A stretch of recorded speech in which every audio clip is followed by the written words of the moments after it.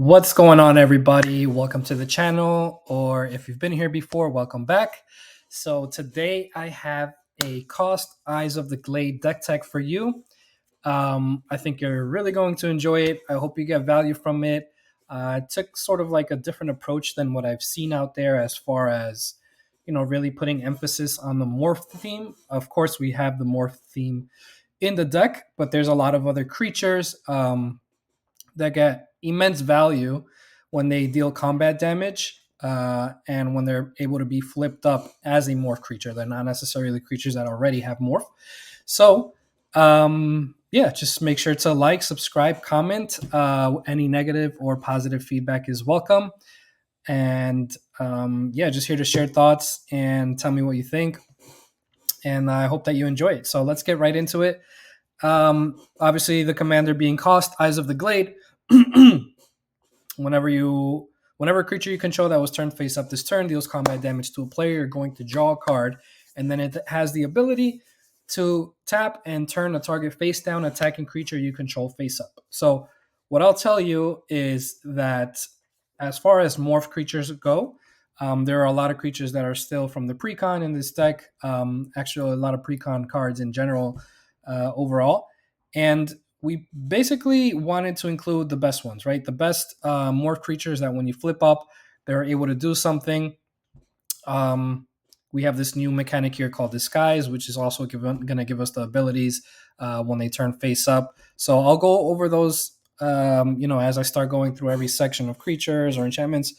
And just to mention that there are a lot of creatures in this deck that don't have the morph ability, like I said, and they're just going to be really heavy hitters or be able to end the game if they do connect, or just have really good abilities when they connect.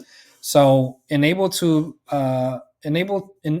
to be able to play those big creatures for a really low cost, we want to be able to turn them into creatures that are morphs, and we're going to be able to do this most effectively with cards such as, Scroll of Fate, can manifest a card from your hand, and deck manipulation and hand manipulation in order to get those things on the top of the library and play other things that are able to manifest cards off the top.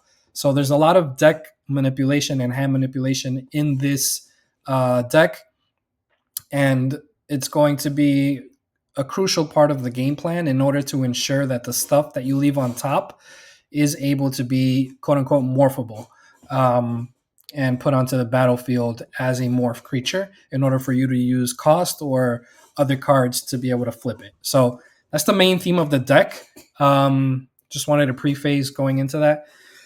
So let's start with the artifacts. We have Sensei's Divining Top, a wonderful card in order for us to manipulate our library, as many of us have seen. If not, welcome to Sensei's Divining Top. So pay one, look at the top 3 of your library, put them back in any order. Simple enough, right? We have our Ramp in Soul Ring and Arcane Signet. Dream Chisel is going to make our face down creatures cast 1 less. More Ramp. We have our Lightning Greaves, of course. We want to be able to get that haste and protection. Scroll Rack, another crucial card in the deck. You're basically, long story short, getting any cards from your hand out of your hand and putting that many cards from your library into your hand, and then putting the ones that you want from your hand, such as like really big creatures that you want on top, and you're going to put them on top in any order. So deck manipulation at its finest. If you don't like what you're working with in your hand, you can sort of roulette and fix your deck. Swift Boots, more haste, more protection. Scroll of Fate, as I mentioned, anything that you have in your hand that's big, that doesn't have morph, which I'll show you the creatures, which are amazing, in a bit, you're going to be able to manifest that card straight into the battlefield. Then Panoptic Projector, it's going to make the next face down creature you cast cost 3 less, so anything that you have for morph is basically going to be free. Morph, Disguise, whatever you're cloaking, forgot the other ability, basically everything. And then it's going to give you a Panharmonicon effect. Whenever a face down permanent face up causes a triggered ability of a permanent you control to trigger, that ability triggers an additional time. Not going to go over the lands much. We do play, the shocks and the fetches. Feel free to obviously Fix your land base however you feel is necessary, price wise, whatever, color wise. Let's go over the creatures, the main bulk of the deck. The most expensive creature in the deck, which you're going to replace, is going to be Dreadnought. It's a 1 for 12/12. The beautiful thing about this is that when it's turned up, it was already on the battlefield. So you're not going to have to sack it. It's just going to be a 12/12. So yeah, enough said there, right? Extreme value, and it has trample. We have our Den Protector, Hidden Dragon Slayer, Print Lifter Ooze, Pyrotechnic Performer. I really like this card because when it's turned face up or another creature's turned face up, especially our fatties, they're going to deal an insane amount of damage, and it's to each opponent. So it's really nice to see. Unyielding Gatekeeper is just going to exile, is basically removal, or if you want to blink something that you have. And if you do get to remove something of theirs, they get a 2/2 for their trouble. Death Mist, we have Eternal Witness, just Recursion, Welcoming Vampire, all our morph stuff that comes in draws as a card. Bolt Bender is basically a counter spell. It's like, what do you call it, this card? I forgot this red card that basically redirects the spell. Experiment 12, whenever this or another card, another creature you control is turned faced up, you put counters on that creature equal to its power. This is really a power creep because if you turn something huge up like a 6/6 or an 8/8, they'll basically be like a 16/16. It's insane. Timeless Witness for more recursion. Toski to draw cards. Yaris in this deck for Murders of Markov Manor. Other creatures you control have haste. Whenever one or more face-down creatures you control deal combat damage to a player, you draw a card. So in addition to Kaust's ability that lets you draw a card whenever it deals combat damage, we have that effect duplicated here. And then whenever a face-down creature you control dies, you return it to the battlefield face down under its control, owner's control. And if it's a permanent card, you turn it face up. So any one of your fatty morph creatures that you have dies, you get to bring it back upside, which is really busted. Whisperwood Elemental, we all know this guy. So coming into some fatties here, Ancient Copper Dragon. The main thing with the creatures that you want to play in this deck is having creatures that don't have ETB triggers because they're already on the field. It's just busted creatures that are going to be busted when they deal combat damage, right? So, Ancient Copper Dragon, right? Not necessary to explain. You get treasures equal to the result off your die roll here. Bloodthirster. This is a 6 flying, trample 6/6. Whenever it deals damage, you're going to untap it. You get an additional combat phase. And it can't attack a player has already attacked this turn. So, bummer, but yeah, still broken. Hydra Omnivore. Whenever this deals damage, it deals damage to each other opponent. Imagine hitting somebody for 8 and then hitting everybody else for 8 and then having something like this like out. It gets pretty stupid, trust me. Then we have our Root Elemental. This comes in the deck, actually. It's a morph. Whenever it's turned face up, you could put a creature card from your hand onto the battlefield. Really, really good. Temur War Shaman. Whenever a permanent you control is turned face up, if it's a creature, you may have it fight target creature you don't control. So again, talking about those creatures that have abilities when they are turned face up. And we have Ancient Gold Dragon. Whenever it deals combat damage, you make 1/1s equal to the result of your D20. Then we have a Balefire Dragon, deals damage. It deals damage to each creature and each player. Giant Ataphage. Whenever this deals damage to a player, you're going to make a token that's a copy of this. Gisela, because of course, why not? Any creature that any source that you have deals damage to an opponent or a permanent, it's going to deal double that damage. Okay. All Gnawbone, little Gnawbones, deals damage. You make that many treasures. We have a Great Worm, just a really big, heavy hitter, indestructible for 16.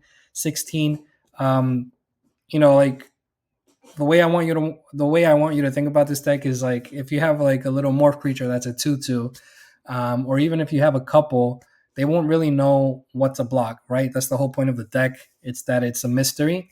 And then when you do get to flip something up in the middle of combat, and it turns out to be like this huge dude, they're going to take a significant amount of damage sometimes, and it could be game ending. And talking about game ending, we have our Blightsteel, right? A Blightsteel morphed that comes out of nowhere is insane, and it's going to hurt. So we talked about ways to manipulate our deck, and we also want to be able to manifest those cards from the top, right? So I'm going to be going over a little bit of that and then some other sorceries here. So gamble, just to find what we want. Soul summons. So there's a whole bunch of these effects in the deck in different colors. It's going to manifest the top card of your library. Just that. You're able to manipulate, put something on top that you want to manifest, and then you play this and you manifest it. Wild Call, it's going to manifest and then put X counters on it. Cultivate, just a little ramp. Decimate, removal. Formless Nurturing, 4 mana, manifest the top, put a counter on it. Hide in Plain Sight, one of the best cards in the deck in my opinion, because it's able to dig through 5 cards of your library and cloak 2 of them, so you could potentially cloak 2 really busted cards. So it's like a double manifest basically, right? Then we're going into the enchantments. Miri's Guile is another expensive card in the deck that you don't necessarily have to play, but if you do, it would be good. During your upkeep, you may look at the top 3 of cards of your library and put them back in any order. So again, deck manipulation at its finest. Obscuring Ether, face down creatures you cast cost 1 less to cast. Then you can turn this face down, make it be a 2/2. Assemble the players. Look at the top card of your library anytime. Once each turn, you may cast a creature spell with 2 or less from the top of your library. Mastery of the Unseen. You're going to manifest the top card of your library as long as this is out. It's an enchantment. You can just pay 4, manifest the top, and then you're going to gain 1 life for each creature you control whenever a permanent you control is turned face up. So great card. Sylvan Library, enough said there. Deck manipulation, putting things back on top if you don't really need to draw them. We have a Trail of Mystery. Whenever a face-down creature enters the battlefield under your control, you may search your library for a basic land card, so a little bit of ramp there, and then whenever you get something turned up, it's going to get +2/+2. True Identity. Sorry about that. True Identity, 2 mana enchantment. Whenever this or another permanent you control is turned face up, you scry 1 and draw a card. And then this has Disguise as well. You could pay 3 and bring it up. Doesn't have to be a creature. You just pay that 1 Disguise cost and bring it up. This only triggers once each turn. We have our Light Form, so more manifest right off the top, but it's an enchantment that gives the manifested card, it's basically staples onto it immediately. So imagine manifesting something like a Blightsteel off the top and giving it flying and lifelink. Like, ridiculous. Okay. Rhythm of the Wild to give, non-token creatures riot or haste. Then we have riot, which means they get a counter, or haste. I apologize. Elven Chorus, so more manipulation there as far as being able to look at the top and casting creatures off the top. And a little bit of rampant damp there with add 1 mana of any color. Rage Form, so again, busted like Light Form. You manifest something from the top, attach this to it. They don't know what it is, but all they know is that it has double strike, and it's gonna smack somebody pretty hard if it connects. Sneak Attack, because of course, why not? We need to play a Sneak Attack in this deck. It's an amazing card. Any one of our fatties we have, we just pay a red, throw it onto the battlefield, and smack somebody. Okay. Ugin's Mastery. Whenever you cast a colorless creature, so anything that's a morph, basically, you're going to manifest the top card of your library. And then whenever you attack with creatures with total 6 or power, you may turn face down creature you control face up. So this is before damage. You attack with total power 6 or greater, you turn something else face up for free. Busted. Veiled Ascension. Comes onto the battlefield, put a flying counter on each face-down creature you control. Face-down creatures you control enter the battlefield with a flying counter on them. At the beginning of your upkeep, you may cloak the top card of your library. Lots of keywords there. Lots of good stuff that's going to let your guys come in for damage if they fly. And then going into our instance, we have an Enlightened Tutor. Of course, we want to be getting these broken enchantments to the top of our library, preferably at the end of the turn. Boom, put it on top, and then be able to to cast it if you put something else busted on top. We have some removal in Path to Exile and Swords to Plowshares, a Whirly Tutor to put broken creatures on top. Again, this is a very manipulative card if you're able to Whirly Tutor even on your turn and you don't want to draw the card. You just want to manifest it, so just put whatever you want on top and manifest it and do your thing. Expose the culprit. Anything that's attacking, you could just boom, turn it face down, creature face up. This is the mode that you're going to be using most of the time, and you can use this as well as for protection. You can exile all your creatures, any number of face-up creatures you control with a disguise in a face-down pile and shuffle that pile, and then you cloak all of them. So this is basically sort of like a blinkish effect. You can protect like creatures from removal if you target all of them and then bring them back down. Then we have a Beast Within as removal and Chaos Warp as removal, or even for yourself, right? Sort of like a polymorph deck, kind of like a roulette here. You just target one of your things and then reveal. Maybe you're hoping you reveal a big creature. So that's the deck. Yeah, please leave any questions in the comments, and let me know what you think. Let me know if you're playing a Kaust Eyes of the Glade deck.